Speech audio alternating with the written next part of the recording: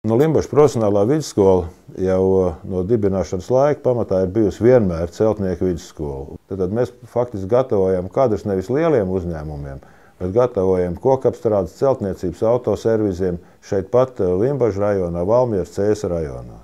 Skaidrs, ka skola nepārtraukti ir attīstījusies.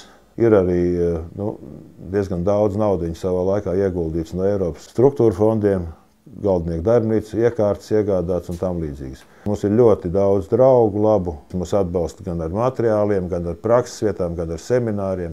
Protams, ka mēs gaidām jaunos studentus. Piedāvājums mums ir ļoti plašs.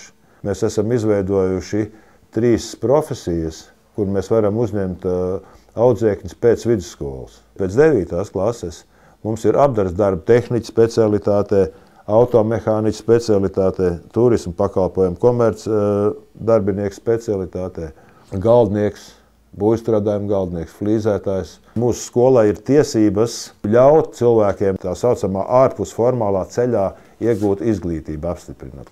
Stipendijas ir, dienestu viesnīca mums ir, biblioteka ir, mums ir bezvadu internets pieejams bez maksas. Gan darba apģērbs mēs nodrošinām, gan mācību materiāls uzņemšana mums ir katru darbu dienu. Mēs varam šeit dzīvot un pastāvēt un attīstīties tikai pateicoties mūsu cilvēkiem. Mēs nekādīgi nevarētu sasniegt tik labus rezultātus, ja mums tik intensīvi un precīzi un atbildīgi nestrādāt mana vietniece Agnes Bediķa, pasniedzēja Dina Sproģe, Andris Ķezbers un Andris Vimba.